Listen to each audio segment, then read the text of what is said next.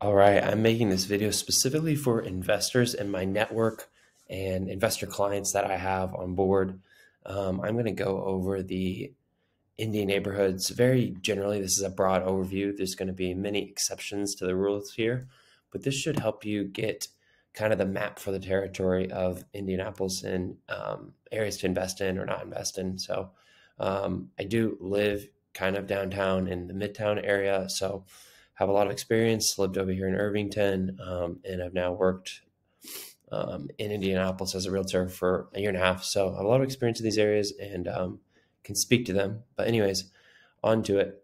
So in general, the A class, really nice areas are going to be as close to downtown as possible, or as close to Broad Ripple as possible, or generally the more north you go. But it is very pockety. So starting off, what are the important pockets to keep in mind? One would be over here, you see these winding roads. And then if you were looking at more of a satellite image, you would see that this is a pretty nice area, historic area called Irvington. You can see there's a little commercial district here, very park-like, got a creek here with big old estates and historic homes, and it is quite nice. And then the surrounding area is pretty nice as well. So this is an important pocket. And then we have another pocket to keep in mind, which is Speedway. Speedway is becoming very popular. The main street has a lot to do, and there's a lot of development happening around this specific area that I'm circling right here. Okay. Another important pocket is kind of the Broad Ripple area up here is very nice. And Meridian Kessler is very expensive. Average home price is probably $500,000. And then north of 38th is especially where it gets quite nice. Okay, moving on down the other neighborhoods that you should keep in mind. Just kind of name them all and kind of narrate.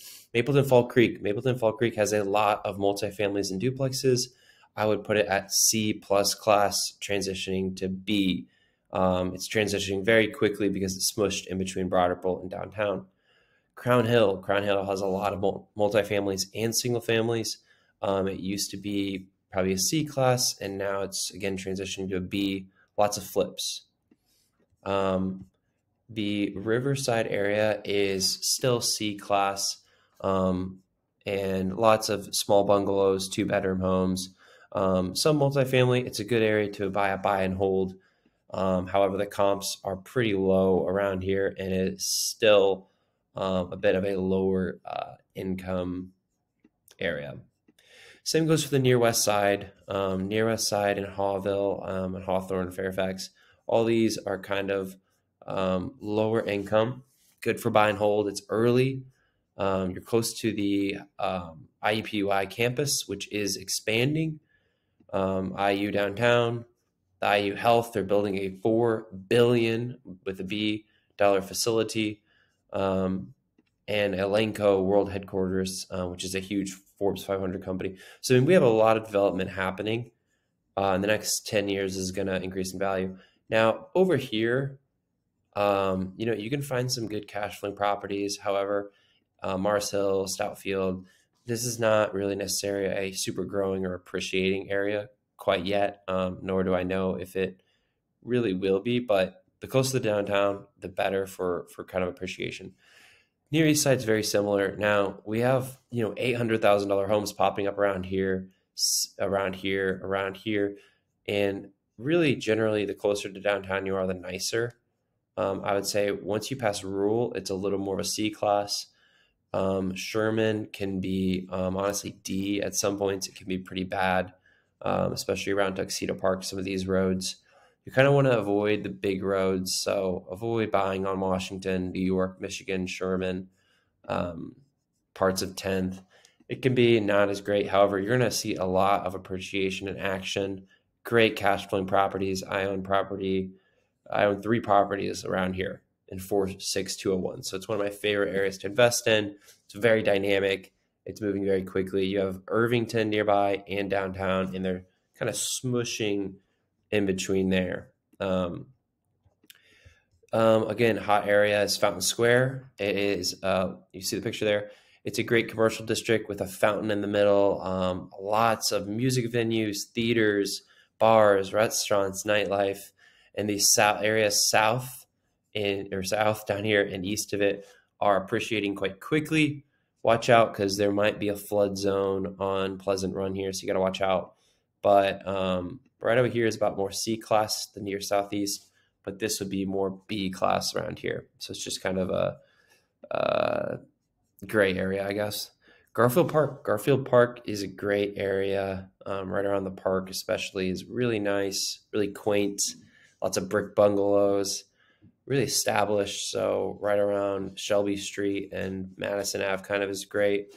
Bean Creek is right here, and it's a little more of a C class, cheaper area to invest in. Again, great for cheap. I say cheap, meaning low acquisition costs. Good for buy and hold. Same for Twin Air, which is going to be right around here by this Kroger. They're actually putting in a new Kroger and a new community justice center, which is attracting a lot of lawyers' offices, development. They're putting a whole amphitheater around here. So again, Christian Park, Twin Air is around here. Great place to invest in for cash flow and appreciation. Martindale, Brightwood. Brightwood is going to be hit or miss. Some of the areas, especially in the 30s, are going to be definitely lower income. Some of them quite blighted. More problems with crime. However, that being said, there are pockets that can be very nice, and Forest Manor being one of them. There's some nice historic homes around there. However, in general, I'm just going to kind of circle this area with my cursor, is going to be a little more blighted, a little more rough, especially when you get close to 70. It's loud. The interstate kind of cuts right through there. It's not that great of an area to invest in. Now, just zooming out in general on the suburbs, the north side is going to be the most affluent. There will be a lot of HOAs and rental restrictions. The west side is going to be homes in the 2 to 300s for the most part. You can occasionally find good rentals around here, which would be kind of B minus. The east side, far east side, right under South Lawrence, can be pretty dicey, honestly. C, D around here, just kind of hit or miss. McCordsville, more of a B class, developing, which is right up here. And then south side is going to be very similar. Houses in the 2 to 300s, pretty stable. Hard to cash flow. It's hard to cash flow on a $300,000 home because the highest in rent you're usually going to get is, $2,000, $2,200. That being said, it can be a great place just to have stability and ride on appreciation. So that was a lot of information. You might want to watch it again because I was breezing over some of these very quickly. But in general, the cash flowing and dynamic neighborhoods are going to be closer to this ring right here. Almost anywhere around this ring is going to be a solid bet. You got to watch out up here a little bit. You got to watch out over here, and Tuxedo Park, you got to watch out occasionally. Those can be slightly riskier. The suburbs, for the most part, besides South Florence, are very stable. Again, mostly homes in the 2 to 300s, with the exception of the north side, which is going to be very, very expensive, prohibitively expensive. Extracurriculars, Lebanon is going to be developing a lot. It's the first stop on the way to Chicago. A lot of logistics being built up in Lebanon. It's a good place to get a small little single family home or a multifamily home. However, I do not really recommend Anderson. It is very renter heavy, and you can definitely cash flow well. However, it is their economy is not doing well, and their GDP, I would say, as a city, is going down. However, I could be wrong. I don't know Anderson too well. However, that's what I do know. And I don't really recommend Greenfield too much. Again, kind of an older city. However, I could be wrong. Maybe they'll develop and become the next big thing. But that's in general where I am pointing clients to. Personally, I can show you where I have investment properties, which would be down here. Where is it? Where we? I have one right around here, Laurel Street, right there.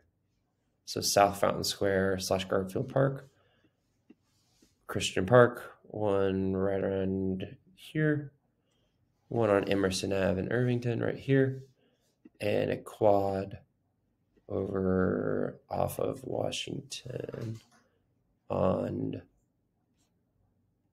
Tacoma right here. So again, kind of those, I call them emerging markets. That's where I would be. If you have any questions, you can comment, you can text me, you can email me, you can call me, and good luck.